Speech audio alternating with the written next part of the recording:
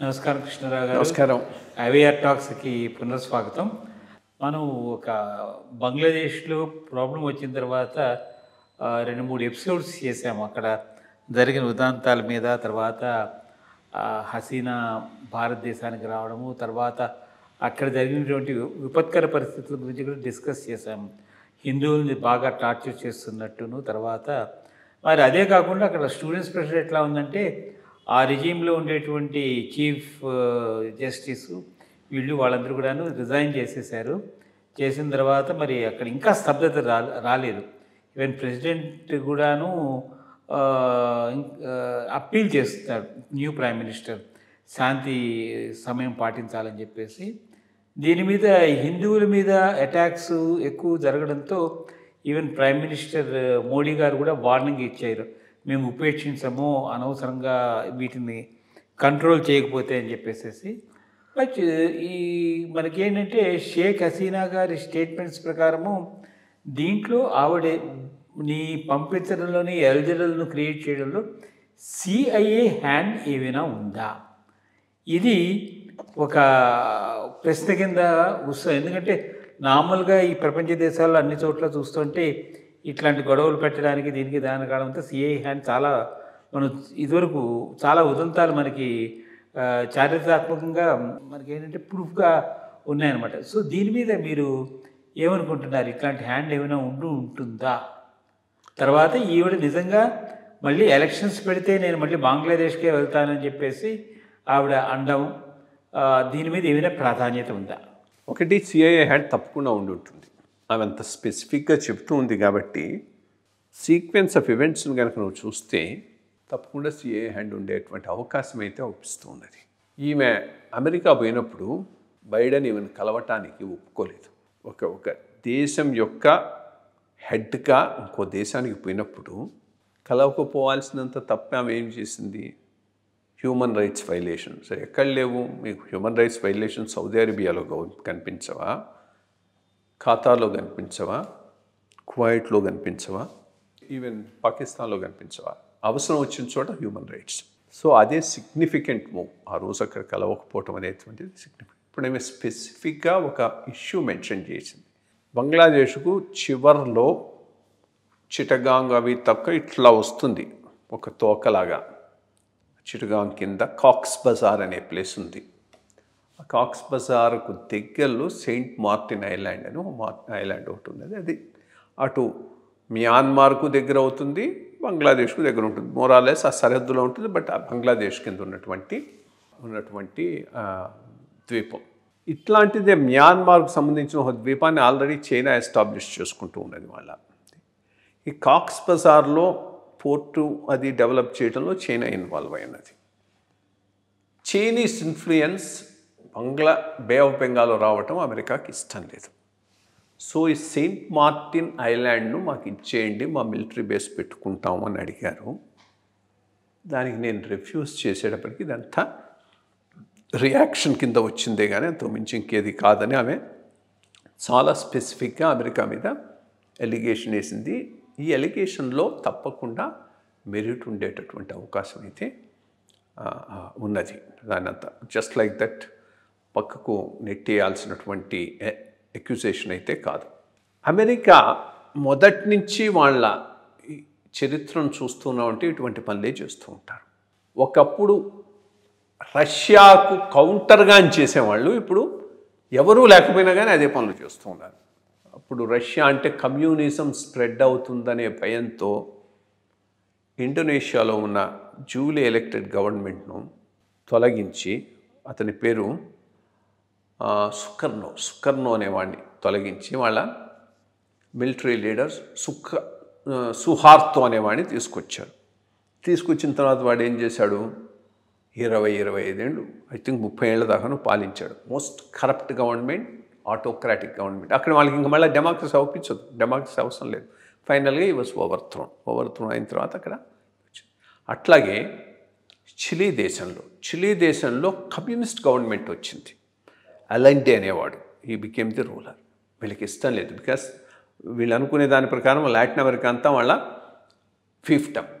అక్కడ duly elected democratic government అది communist government అని అక్కడ మిలిటరీని ప్రోత్సహించి వాడిని కాస్త తొలగించేసి మిలిటరీ డిక్టేటర్షిప్ పెట్టించింది. ఇంకా వాళ్ళు చేసే అట్రాసిటీస్ అట్లా ఉండవు. అప్పుడు మళ్ళీ హ్యూమన్ రైట్స్ గురించి మాట్లాడుతుంది అమెరికా.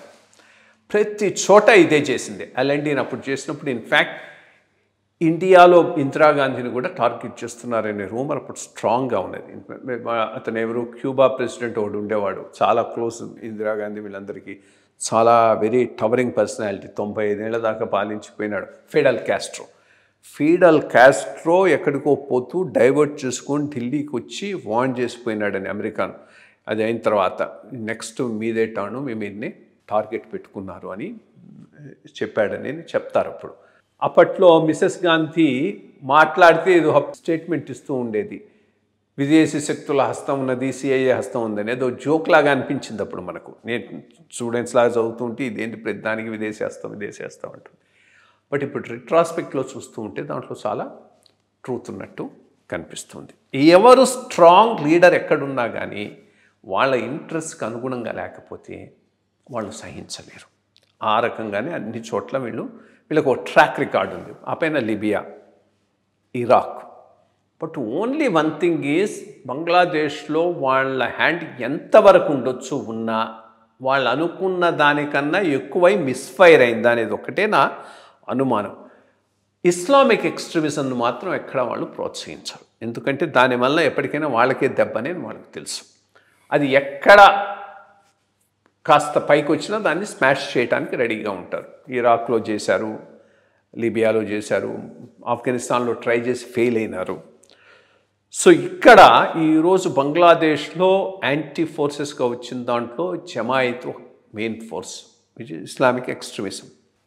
తెలిసి సెక్యులర్గా ఉండే లీడర్ను తీసేసి ఇటువంటి వాళ్ళు రావటానికి ప్రోత్సహిస్తారా, లేక వీళ్ళ స్కీమ్ ఆఫ్ థింగ్స్లో ఇది కాకుండా ఇంకేదో అనుకుంటే ఇది బయటకు వచ్చిందా? ఈ రెండిట్లో ఏదో ఒకటి జరిగి ఉండాలి. అప్పటికి ఇప్పుడు యూనస్ను ఒకటి పెట్టారు, వీడు తప్పకుండా వాళ్ళ మనిషి అయి ఉంటాడు. గ్రౌండ్ లెవెల్లో బంగ్లా గ్రామీణ బ్యాంక్ ద్వారా చాలా గొప్ప వర్క్ చేశాడు, దాంట్లో ఏమి డౌట్ లేదు. బట్ లింక్స్ అయితే ఉండుంటాయి తప్పకుండా. అమెరికా ఒక సెక్షన్తో అతనికి మంచి స్ట్రాంగ్ లింక్స్ ఉంటాయి. అమెరికా ఎజెండాను ఆయన డ్రైవ్ చేయవచ్చు. సో ఇది ఇంటర్మ్ గవర్నమెంట్, ఇది ఒక పాయింట్. రెండోది నువ్వు అడిగింది వెళ్ళుతుందా వెనక్కు, నేను అనుకోవడం ఛాన్సెస్ ఉన్నాయి. ఎప్పుడు ఈ పాపులర్ రివోల్ట్స్ ఎమోషనల్గా చాలా యాంటీగా వచ్చినప్పుడు target whoever is there వాళ్ళ మీద పోతుంది. బట్ కూల్ అయిన తర్వాత ఎవరు పట్టించుకోరు. ఈమెకు ఒక స్ట్రాంగ్ బేస్ ఉన్నది, స్ట్రాంగ్ పార్టీ ఉన్నది, స్ట్రాంగ్ ఆర్గనైజేషన్ ఉన్నది, 20-30 ఏళ్ళు పాలించిన అనుభవం ఉన్నది. రెండోది అంత మరీ చెడ్డగా ఏమి పాలించలేదు. ఎకనామిక్గా హ్యూమన్ డెవలప్ ఇండెక్స్ విషయాల్లో దేశాన్ని చాలా ముందుకు తీసుకొని పోయింది. ఇప్పుడు ఎప్పుడైతే అక్కడంతా అలజడి గందరగోళమై లా అండ్ ఆర్డర్ లేకుండా పోయి ప్రగతి ఉండకుండా లైవ్లీహుడ్స్ దెబ్బతింటాయో వీళ్ళకన్నా ఆమె బెటర్ అనేటటువంటి ఫీలింగ్ ప్రజలకు వచ్చేటటువంటి అవకాశం ఉంది. సో ఇప్పుడు రెండోది, ఈవెన్ డిస్పోజ్ చేసిన తర్వాత ఇంకొక డిక్టేటర్షిప్ వస్తే అప్పుడు మొత్తం ఈ ఎజిటేషన్కే అర్థం ఉండదు. బిఎన్పి లీడర్ ఆమె పేరు ఇంకోటి ఉంది, వీళ్ళిద్దరే ఈ రెండు ఫ్యామిలీలే ఇన్నాళ్ళు అక్కడ రూల్ చేస్తూ ఉన్నది. హైలీ కరప్ట్ ఫ్యామిలీస్ రెండు కూడా, దాంట్లో ఏమి డౌట్ లేదు. అంత ముందున వాడి మిలిటరీ జనరల్ వైఫ్ పేరు ఖలేదా జియానో ఏదో ఉంది, ఖలేదానో ఏదో ఉంది.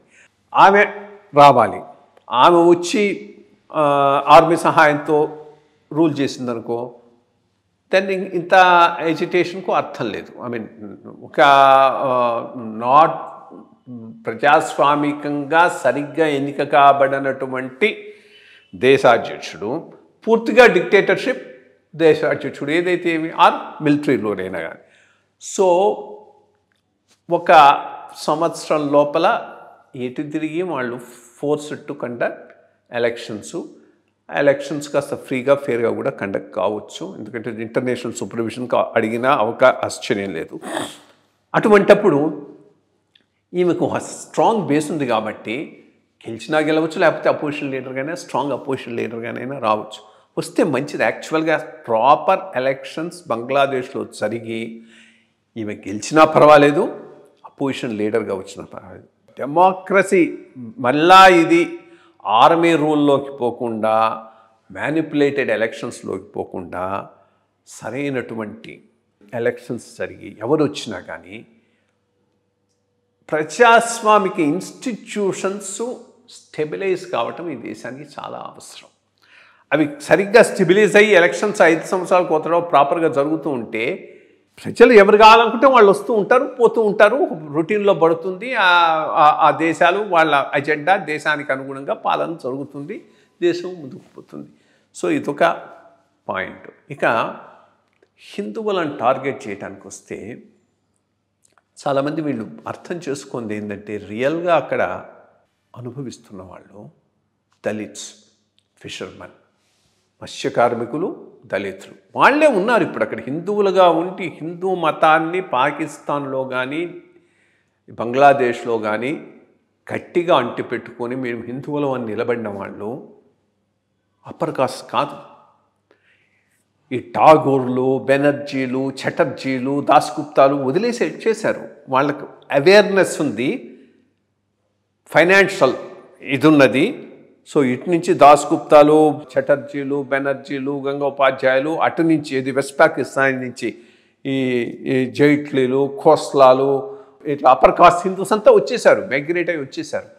ఉండిపోయిన వాళ్ళు ఎవరంటే పోవటానికి కూడా అవేర్నెస్ లేని వాళ్ళు, శక్తి లేని వాళ్ళు అటు ఉన్నారు, ఇటు ఉన్నారు. ఎక్కడ ఇప్పుడు వెస్ట్ పాకిస్తాన్లో ఎక్కువ ట్రైబల్ పాపులేషన్ ఉంది, ట్రైబల్ హిందూ పాపులేషన్ ఉంది. ఈ ఈస్ట్ పాకిస్తాన్కి వచ్చేప్పటికి fisherman, Dalits. So poorest of the poor వాళ్ళను టార్గెట్ చేస్తున్నారు. ఇన్ఫ్యాక్ట్ నెహ్రూ గారి డిస్కవరీ ఆఫ్ ఇండియాలో ఆయన థియరీ ఏంటంటే అప్పట్లో ముస్లిమ్స్ అంతగా తిరగబడి వీళ్ళ మీద అట్రాసిటీస్ చేయడానికి కారణం అప్పట్లో ఈ భూస్వాములందరూ హిందూ అప్పర్ కాస్ట్లు, లేబరర్లు అంతా ముస్లిమ్స్. కాబట్టి వాళ్ళు ఆపర్చునిటీ చూచారు, వీళ్ళు పోతే ఆ భూములన్నీ మాకే వస్తాయని, అందుకని వీళ్ళందరినీ తరిమేశారన్నారు. మరి ఈరోజు అది కాదే పరిస్థితి. వాళ్ళు మామూలు వీళ్ళు ఎట్లా ఉన్నారో వాళ్ళకన్నా అధ్వానమైన పరిస్థితిలో ఉన్నారు. వాళ్ళ మీద అట్రాసిటీస్ చేస్తున్నారు కదా. మథువా కమ్యూనిటీ అనో ఏదో ఉంది అక్కడ, మథువా ఐ థింక్ అది పేరు. అక్కడ యాక్చువల్గా దళిత్ లీడర్ ఆయన ఠాకూర్ అనేవాడు రిఫార్మిస్ట్ హిందూయిజాన్ని తీసుకొచ్చి సోషల్ అవేర్నెస్, డివోషను ఇవి బేసిక్గా చేసుకొని హిందూ ట్రెడిషన్స్ గట్టిగా రివైవ్ చేశాడు ఈస్ట్ బెంగాల్ సైడ్. ఆ మథువా కమ్యూనిటీకి చెందిన వాళ్ళు వెస్ట్ బెంగాల్లోనూ ఉన్నారు, అటు ఈస్ట్ బెంగాల్లో ఉన్నారు. వాళ్ళు ఇప్పుడు బాగా సఫర్ అవుతుంది. ఇది తప్పకుండా అఫ్కోర్స్ మోడీ గారు దాని గురించి మాట్లాడటమే కాదు, ఇన్ఫ్యాక్ట్ దాని గురించి కాంగ్రెస్ వాళ్ళు ఎందుకు మాట్లాడటం లేదు ఇప్పటిదాకా సరిగ్గా. రియాక్షన్గా ఇప్పుడు మాట్లాడారు కానీ యాక్చువల్గా దీని మీద బీజేపీ డిస్ట్రిక్ట్ లెవెల్ ఎడ్యుటేషన్స్ అవి నిర్వహించటం కాదు, అన్ని పార్టీలు కలిసి నిర్వహించాలి. దీనికి ఒక అఖిలపక్షం వేసుకొని అందరూ కలిసి ప్రొటెస్ట్ చేయాల్సినటువంటి అవసరం ఉన్నది. పార్లమెంట్లో డిబేట్ జరగాలి దీని మీద. ఇన్ఫ్యాక్ట్ బంగ్లాదేశ్ లిబరేషన్ జరగక ముందు ఈ వెస్ట్ పాకిస్తాన్ మిలిటరీ అక్కడికి వచ్చి అట్రాసిటీస్ చేస్తున్నప్పుడు దాని మీద ఒక పెద్ద డిబేట్ జరిగింది ఇండియన్ పార్లమెంట్లో. వాజ్పేయి వీళ్ళందరూ మాట్లాడారు అపోజిషన్ నుంచి. చాలా గట్టిగా మిసెస్ గాంధీని క్వశ్చన్ చేశారు ఏం చేస్తున్నారని. ఆమె ఇన్ఫ్యాక్ట్ లాస్ట్ థింగ్లో ఒక వర్డ్లో మొత్తాన్ని సమరైజ్ చేసి వీళ్ళందరినీ నోరు మూయించింది, అంటే అపోజిషన్ వాళ్ళ నోరు మూయించింది. I can never forget nor condone this butchery going on in East Pakistan అన్నది. అదే that's the level of word she has used for that. అక్కడి నుంచి ఆమె చాలా ఫైట్ చేసింది, పోతే అమెరికాతో ఫైట్ చేసింది, రష్యాతో పీస్ ఒప్పందం చేసుకున్నది, ముక్తిబాహిని సపోర్ట్ చేసింది. ఇండియన్ ఆర్మీని పంపించడం అంటే సామాన్యమైన విషయం కాదు. అమెరికా విష్కి ఎగనెస్ట్గా చేసింది ఇదంతా. సో చాలా గొప్ప లీడ్ అప్పుడు తీసుకుంది. ఆమెకు వారసులు వీళ్ళు చెప్పుకోవటానికని రాహుల్ గాంధీ లాంటి వాళ్ళు. దాని గురించి ఎవడు మాట్లాడు. గాజాలో జరిగే జెనోసైడ్ గురించి మాట్లాడతారు. ఐ మీన్ జెనోసైడ్ అంటే మరి హిందూ జెనోసైడ్ కాదా, ఓన్లీ అక్కడ జరిగితేనే జెనోసైడా? సో దీని మీద తప్పకుండా దేశమే కాదు all over the world react కావాల్సింది. ప్రపంచం కూడా ఏంటి, మిగిలిన వాళ్ళందరూ ఇప్పుడు ఆల్ జజీరా వాడు ఎంత గలప చేస్తున్నాడు గాజాను గురించి, ఒక్క వర్డ్ దీని గురించి మాట్లాడారా? బీబీసీ, CNN వీళ్ళందరూ ఇది పెద్ద మేజర్ ఇష్యూ, మైనారిటీస్ను అంత లెవెల్లో టార్గెట్ చేస్తున్నారు.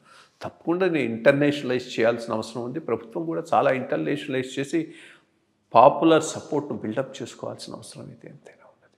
మంచి విషయాలు ముచ్చరించారు. నమస్కారం.